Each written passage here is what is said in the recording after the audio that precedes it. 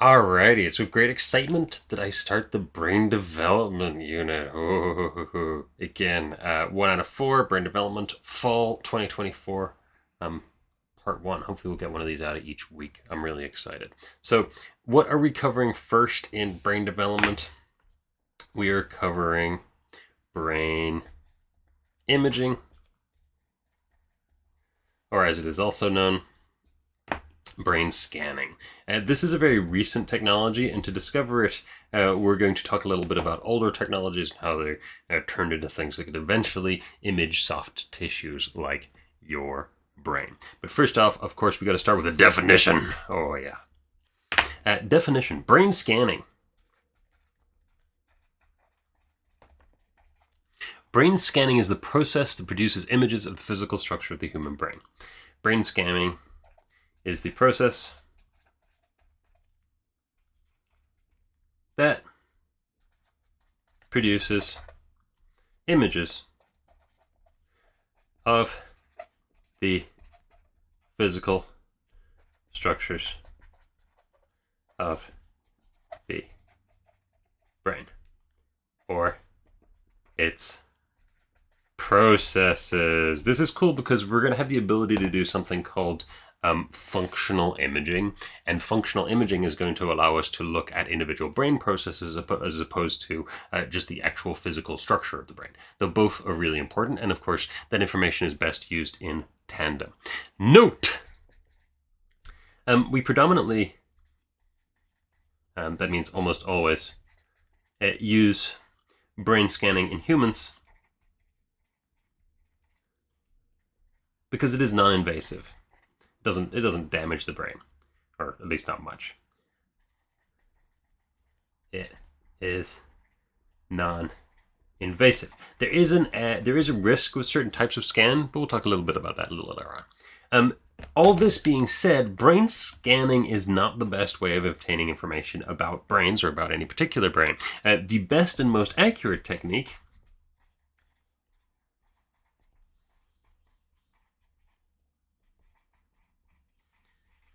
for obtaining information about the brain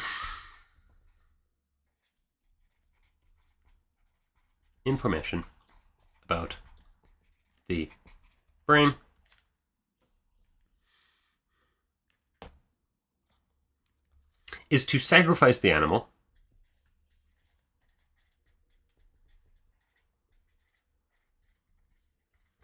extract its brain, carefully slice it into very thin slices,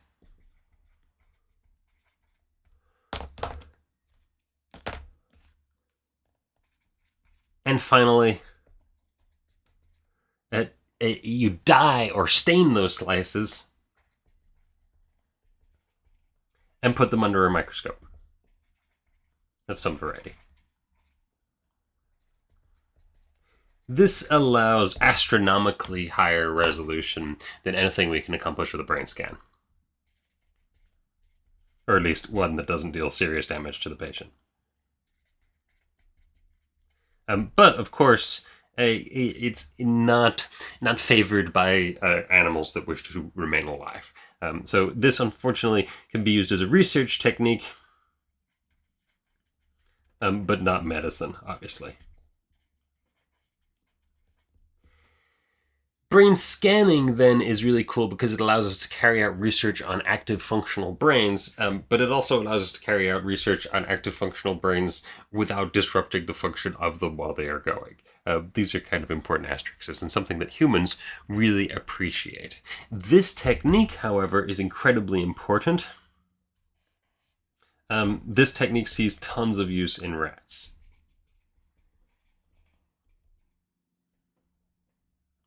Used predominantly, toss that word out again, in rats. Right? So with rats, if we're doing that sort of, especially lesion-based studies, where we cut a hole in the rat's brain and then we try to figure out what function that has disrupted.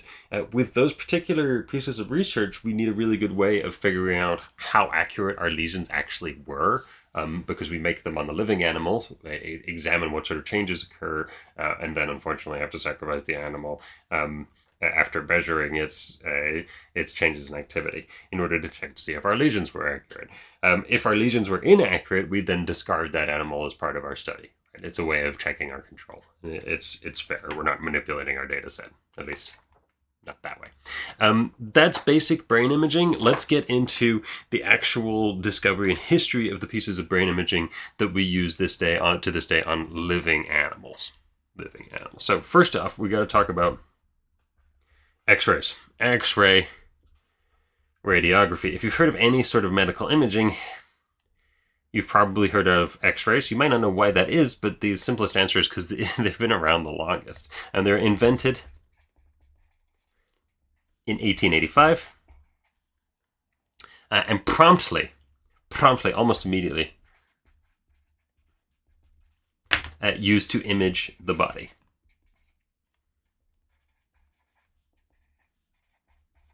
Now, what X-rays are really good at is they distinguish clearly between hard and soft tissue, which is really good.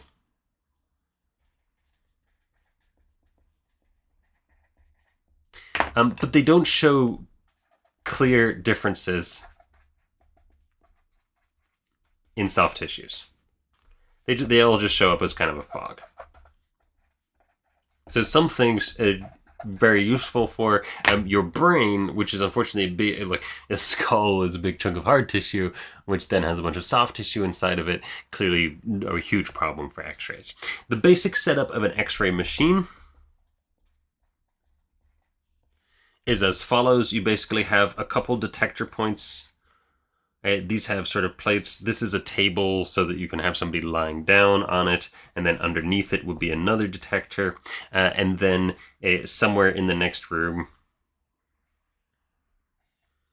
or you don't even need a next room, your technician goes and hits a button that's like behind a little wall that has lead inside of it so that it acts as a shield against the X-ray gun. The X-ray gun has the ability to, it's just optical, right? It's firing X-rays, which are a type of light, so it can direct those X-rays in either of these directions and take a picture at either of these detectors. And nice and simple. So the technician can line you up based on whichever position is best. The exact function of this X-ray gun is something we're going to talk about in a moment. But first, let's look at what X-rays actually produce. An X-ray image is very distinctive. You have this sort of like ghost-like tissue surrounding these very clear bones. And the really cool thing about the bones is that you can make out actual like individual differences in the bone, and even things that are very hard to spot, or like hairline fractures, are suddenly visible. If you're unfamiliar with how hands work, as I obviously am, I'm trying to make sure all my joints are familiar together. This is all actually part of the palm, and then we have all of the crazy different sort of interwoven beautiful joints inside of the wrist, and then going into our two arm bones here, whose names I should remember. From here we have more delicate tissue. My original dimensions have shifted, sorry. And we just get like a gentle fog of non-bone tissue. You know, the hand sort of like exists, and you can see where that tissue would be, but it's not very good. However, our bones look really nice.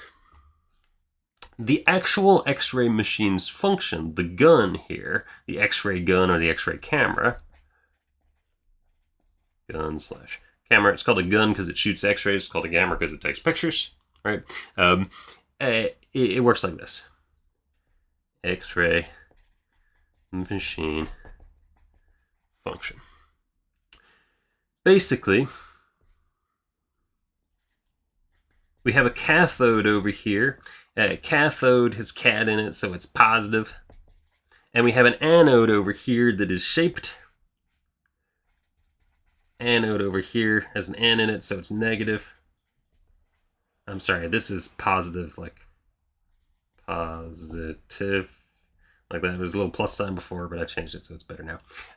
What happens here is basically this whole thing is inside a tube, which amplifies all of the conditions needed for this effect to occur. But basically, the cathode to the anode, one of these is positively charged, the other is negatively charged. That means that electrons are going to flow from one side to the other. Boom! They're going to explode off of one side and end up on the other. This electron stream, as it impacts the anode, is going to explode essentially into X-rays, which is kind of cool.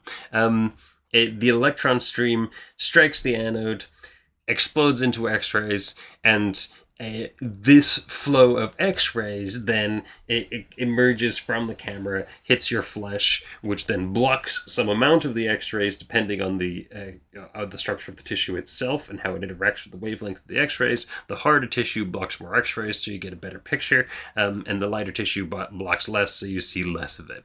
That final result can then be imaged according to a whole bunch of different technologies that have changed over the years. These days we do it all computerized, of course. So, in brief, or the flow of electrons, basically, the energy of it, with high enough energy, produces X-rays when it hits the anode.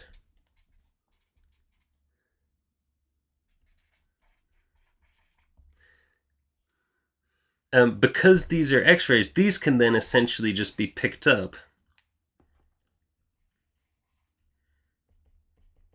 Let's pretend that this is as good as that. Yeah, let's do that. These can then be picked up. X-rays are light, so it can be picked up by basically just a type of film.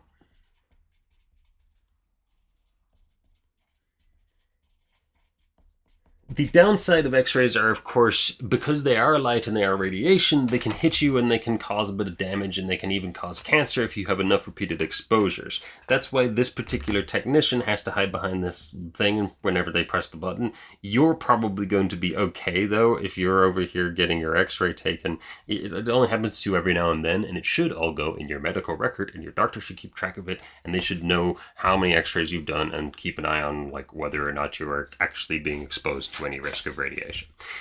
All right. Hopefully nobody's scared about that sort of thing. Let's move on. X-rays are super cool, and they're around and they're dominant for a long time in terms of medical imaging.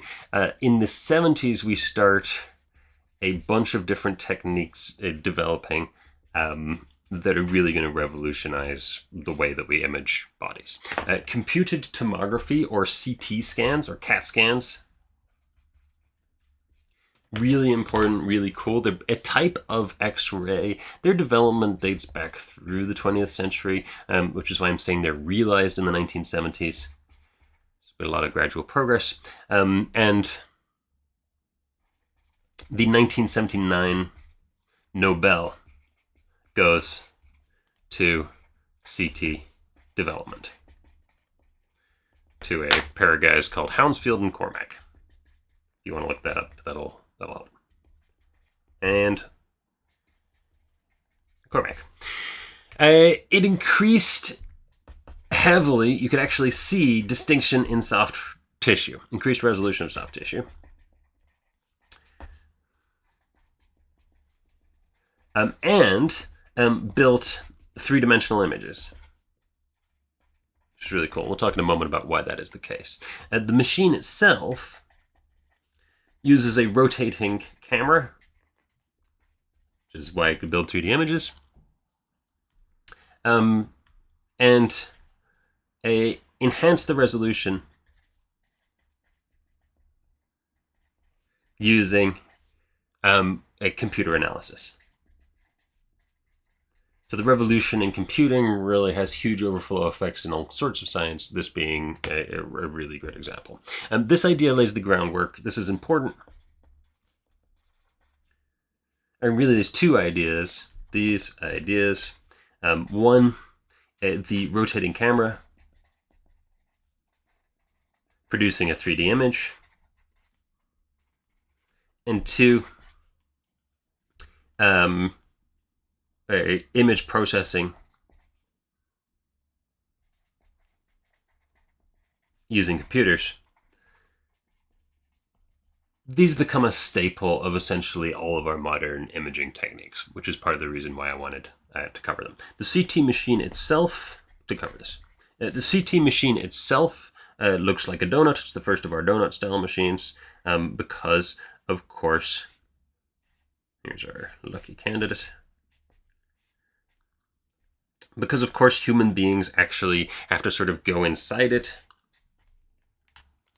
A CT scan looks kind of like a high-resolution X-ray. You can actually get CT scans of heads, though you don't want to do it that often because of the radiation exposure. And what you'll see is, for those of you who are familiar with brains, there are distinctive brain features present here. So we get to see the actual lobes of different sections of the brain, and here's some of the lines that are familiar to the striate cortex, and here I've got a little chunk of cerebellum peeking through.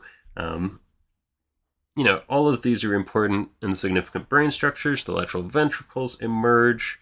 Bring it down to the cerebellum. Sorry. Poor guy, terrible brain damage there. And we even have some vague demarcations in different types of neuronal tissue and density. These are all really good pieces of information. And we can recognize the hindbrain, the pons, and the medulla, all that sort of jazz. And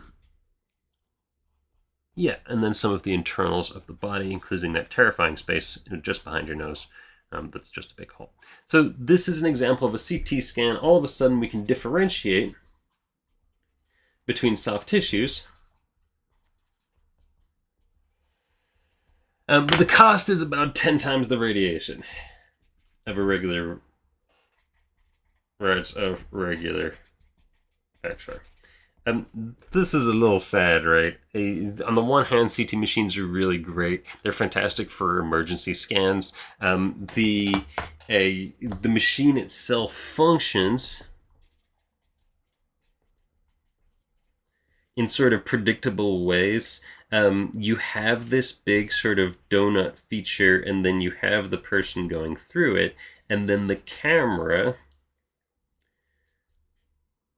Sorry, I drew that the exact opposite of how I wanted to. There we go. And then the camera basically blasts X-rays through the person, which are then picked up by the detector plate on the other side. And I believe I don't think the detector plate moves. I think it's just a standing detector plate there. And this basic process sort of gets you these different angled snaps that are then combined by the computer into the line images that we see, which is really cool.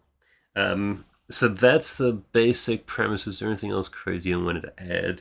You have it run in a particular section, and then the person's body it can be moved so that you only image exactly what you want, because obviously radiation exposure is an issue. And then because we have computing involved, now we don't just have a little wall. We actually need somebody sitting behind a desk looking at things on a screen, right? That's this person's job. There's an actual technician sitting there whose job it is to process the image and look at what's going on. These machines have to be calibrated and yada yada. There's a whole bunch of extra levels to this sort of machine that explains why it's only possible in the 1970s. We go almost 100 years or whatever it is without this sort of imaging being realized. So next up, we get our first form of functional imaging, which is really cool. We get positron emission tomography, or PET. Tomography. PT. So PET or PET scans is a very different deal. This is also developed in the 1970s. The PET scan is the first functional imaging technique.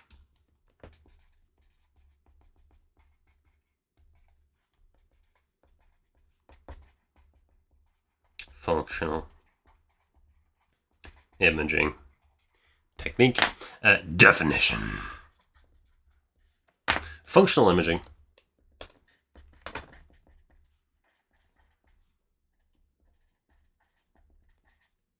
functional imaging, produces pictures that show signs of brain activity.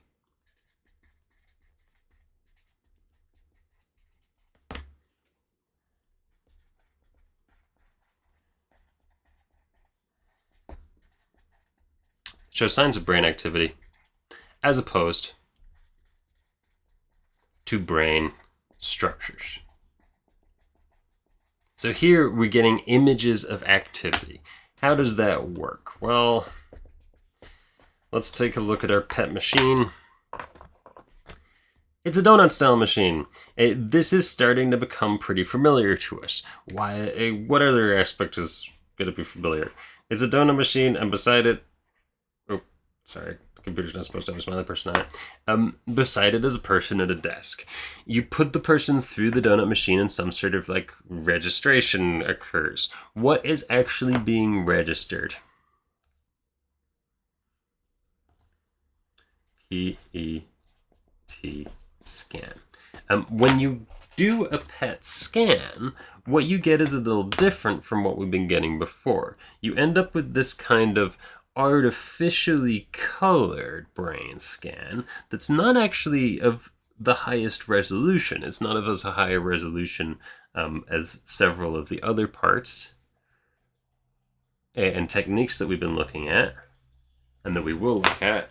But it's not actually telling us physical location information. It's telling us in this particular case about the usage of glucose and the regions in the body which are using more or less glucose. And the brain, it turns out, uses absolutely tons of glucose because it needs it in order to fuel all of the crazy thinking and cell activities that you need. So does your muscles also use a ton of glucose. So that means if we track where glucose is being used, we get some sort of indicator of where a brain activity is. And that means that how our PET scan, I'm promising you it does, however our PET scan gives us a readout of glucose-based activity in the brain, we can correlate that to neural activity to some extent. It might not be perfect, but that's pretty good. So this is the basic outcome of our PET scan. What we end up with is like a heat map. Heat map. So where the red regions are like high activity, and the blue regions are low activity, and then I don't know, the orange regions are everything else. Yay!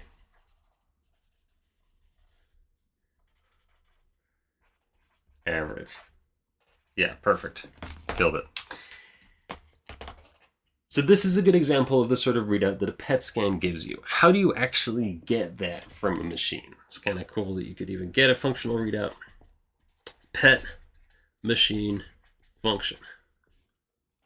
The answer to that is down to radioactive nucleotides. So what we use is a radioactive nucleotide of something called glucose. So if we take just a regular glucose molecule here,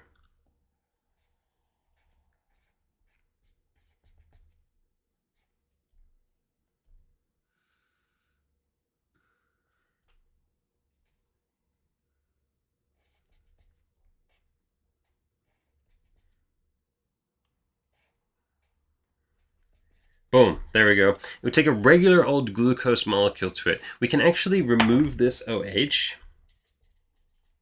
and replace with radioactive fluorine.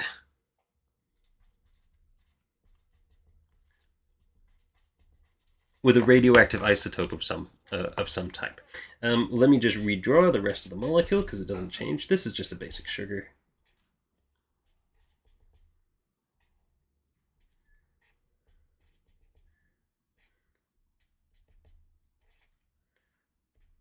Boom, there we go. And onto this we add 18F. There we go. So this will decay inside of the body, which is cool. If you consume this sort of sugar, it will decay inside of the body. Because it's sugar, it can still be used in all the standard processes that sugar needs to be used in. So if you give enough of this to somebody, then they will get it, and it will go inside their body. So our first step of doing our PET scan is getting a bunch of this glucose and putting it inside of a vial and injecting it into happy old you. Right. So you, having now been injected with your glucose, will start to emit radioactive glucose, because basically there's going to be a decay inside of this fluorine, which is usually modeled according to a beta decay. So if you take a particular proton, which has a positive charge, and then it turns into a neutron, which has a 0 charge, and an electron, sorry, that's a positron in order to balance the charge, and then a wild neutrino, this positron then immediately searches out any nearby electron, of which there's always multiple, annihilates, and then as part of that, we get the release of two photons. These photons end up being gamma rays, I believe, and these gamma rays are then picked up by the detector, by the ring detector that's located inside of the PET machine itself. There's a ton of photons flying around all the time, obviously, and these gamma rays, however, are always emitted in pairs, so that's the sort of like last magic trick that allows it all to happen. From here, you can be placed inside of this machine. You have all of these emissions going off inside of you that are always paired, and as each of these emissions goes off, they're giving the triangulatable coordinates of some particular glucose molecule inside of your body. So each of these things tell you where the glucose is inside of your body, so you get regions of glucose activation or lower activation. So here, of course, I want to give you the name for this. This is fluorodeoxyglucose. Deoxyglucose.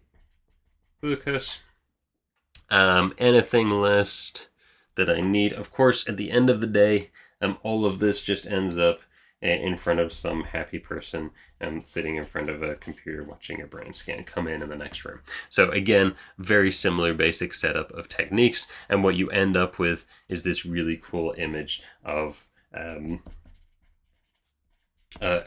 regions of glucose function, of glucose use and implied brain activity. What's the downside of the PET machine? The huge downside of the PET machine is that fluorodeoxyglucose and these things, these isotopes, they decay and are expensive. You have to actually manufacture them somewhere. You need a whole separate set of nuclear machines just like to do that. That's kind of ridiculous. That's an awful lot of effort. Not too many people or places actually have the resources to do that. And it creates also sort of like questions about sustainability of the research if you constantly have to create and destroy these isotopes. Let me move on, because this bad boy is getting long and I want to finish this party off with our last two types of imaging. We have, of course, magnetic resonance imaging.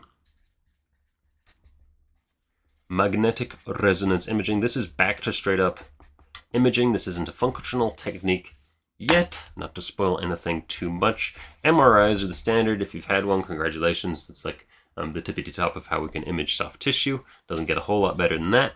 In 1938, I. Rabi, who's one of the top sort of, if you're not familiar with this guy and you like physics, go check him out.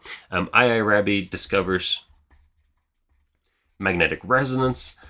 Basically, what he discovers is that for a particular sort of basic point particle, if you imagine it inside of or this is my understanding of it at least, if you imagine it inside of a magnetic field, because of the quantum fluctuations, it sort of naturally, it sort of has energy and it's always vibrating. It's always trying to like move against the field. And because of that, it ends up emitting particles while being exposed to this magnetic field. And this phenomenon is called magnetic resonance.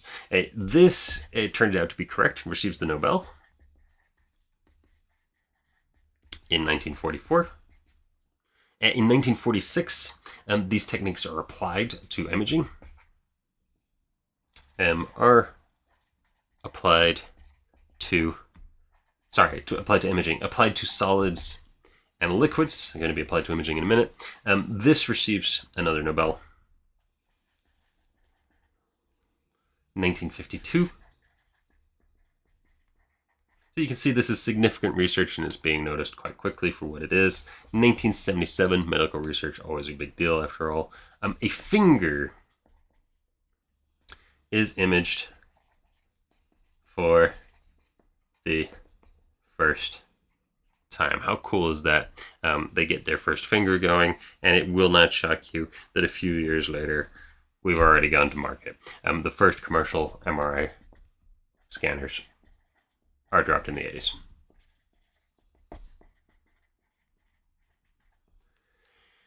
So the MRI machine has at this point a very familiar look. It might be a bit bigger and chunkier than some of the previous ones, but it's still a donut-style machine. And the reason for that is because it's still got that sort of basic setup as promised.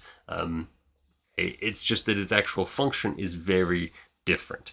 MRI scans are really cool, and they show, again, ridiculously high resolution detail for individual subsections of brain pieces and brain structures. You know, each individual part of the image, it's pretty clear, you know, where the gray matter starts and where the new tissue begins and ends.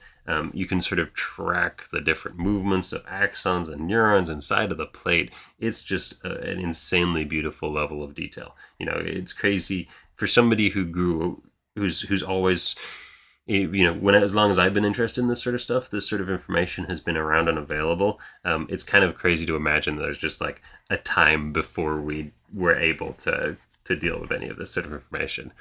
Before it was even remotely accessible. So here's the eye and the inside of certain parts of the body down here. But again, the idea here is just to get this level of detail sort of engraved in your mind, right? We've got this incredibly high level of resolution and distinction between all of these different parts of the soft tissues. We can tell 1 millimeter resolution differences between soft tissues, right? Really cool, really tight. Gives us a level of accuracy and analysis that we couldn't previously pull off. Let's talk about MRI machine function. At this point, I'm getting pretty tired of doing all the different thingies, so I'm going to just sort of outline it like this. The body of the MRI machine, and the major aspect of it, is of course the superconducting electromagnet. This allows the entire rest of the machine to function. The major other parts are the gradient coils and the radio frequency coils.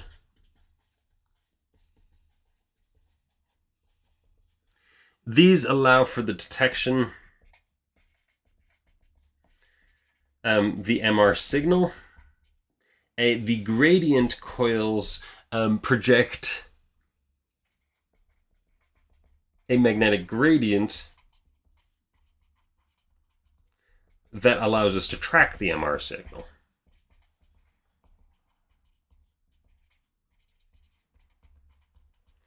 And the superconducting electromagnet creates the sort of magnetic conditions for any of this to work. Creates basic magnetic field. To my knowledge, the gradient coils, I'm not sure about the radio frequency coils, but the gradient is also generated using superconducting principles. Oh, how am I doing on battery there? You better be okay. You got to keep on slugging. We're almost there. Okay. Let's polish this off. MRI machines use superconductors to produce magnetic fields that excite the electrons surrounding hydrogen atoms into releasing radio frequency protons. So the magnetic fields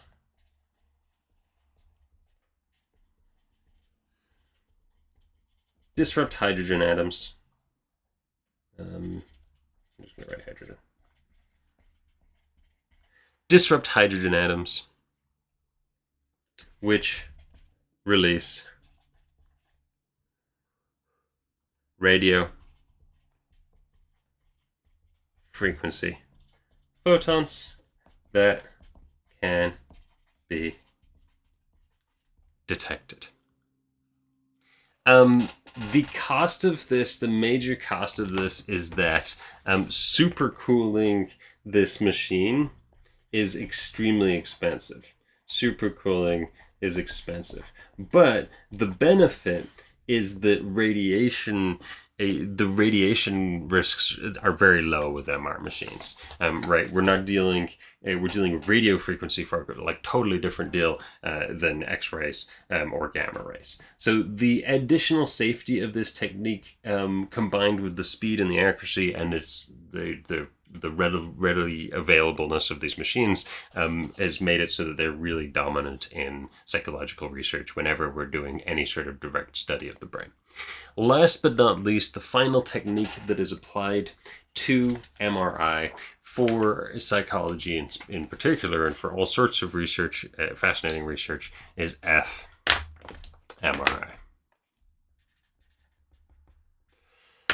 fMRI, or functional magnetic resonance imaging, is really cool stuff. This allows us to get sort of PET scan similar level information, not totally the same resolution or quality, to be honest, but out of an MRI machine, so without any of those disruptive radioactive nucleotides or having to actually, make any of them. fMRI was revealed in 1991. Research takes off, is hugely popular, and is well established by the late 2000s. Sorry, not 2010s. fMRI uses, so one of the cool things about fMRI is it can basically use data from existing machines, or it uses, wow, this is a little complicated. It uses data generated by the same sort of processes,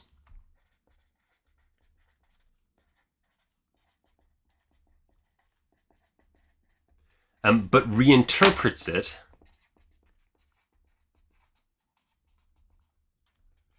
in search for another signal. And the signal that it's searching for is called bold. And it's a much rarer signal, which is why we lose resolution on functional MRI.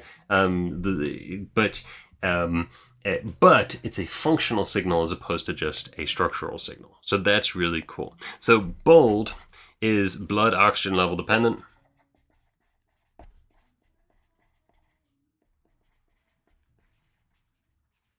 Blood oxygen level dependent. And this is the name for the signal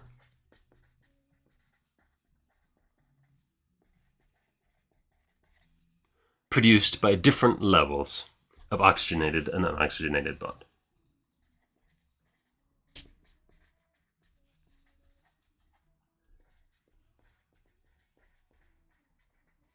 Oxygenated, inoxygenated, and unoxygenated blood. You can think of this as being kind of the product of the fact that these have different electrochemistry, right? If you're dealing with the presence or lack of oxygen, because oxygen is such an electrically active molecule, it can radically change the surrounding circumstances of the things that it's near. And so we can actually pick that up with our crazy machine that generates magnetic fields and can analyze the way basically different electrons travel through the outside sections of the atoms on individual subsections of the human body. This is still just crazy research, the idea that we can even take that information and produce it. So the image of bold, unfortunately, has a lower resolution than MRI. It's necessary, obviously, as a resolution lower than the physical MRI, but can show us brain activity in about 2-second chunks. 2-second chunks, which is a really remarkable thing, right? And that resolution, it gives us a spatial resolution of about 4 millimeters. So we lose a fair amount of spatial resolution, but in exchange we get to see which different parts of your brain light up when you're being revealed to different stimuli. This is essentially how sort of fMRI studies are carried out. You show the person different things inside of the machine, their brain responds in different ways, you measure those brain responses, and you try to draw conclusions about which regions of the brain are involved in which activities. In the old days, when we're talking about regions of brain activity, we were often talking about explicit studies done on animals. But these days, we've moved over to fMRI vastly, and it's had a really dominant effect and change on the way brain research has been done. Our standard sort of fMRI scan, you guys already know what an fMRI machine looks like, and I explained the function to you already here. Probably should have labeled that. That's my bad. But your standard fMRI scan is mapped onto some sort of three-dimensional image of the brain. They'll often try to show it from different angles, so you get different ideas of how different regions are being affected. And often there's just like a few regions of hot versus cold. Basically, certain regions have been analyzed, and we're trying to figure out which ones are actually statistically significant. And quite a lot of the time, depending on what level of significance we're looking for, most of the brain just doesn't change that much in the section of time that we're looking at, which we think is probably significant. So this, for example, would be regions of activity, high activity, and this would be regions of low activity.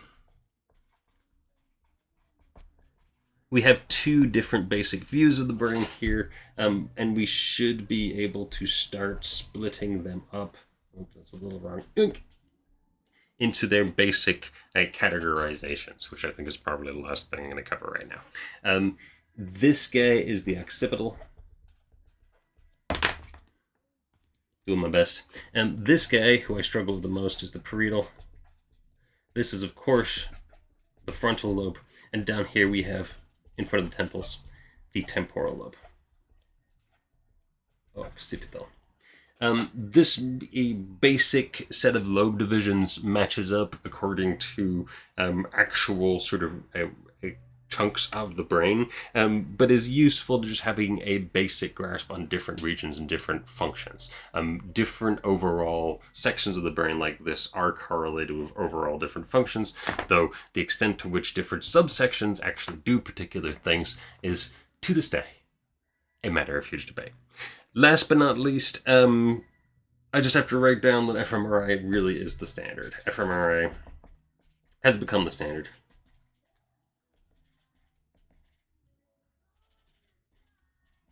For modern psychological research.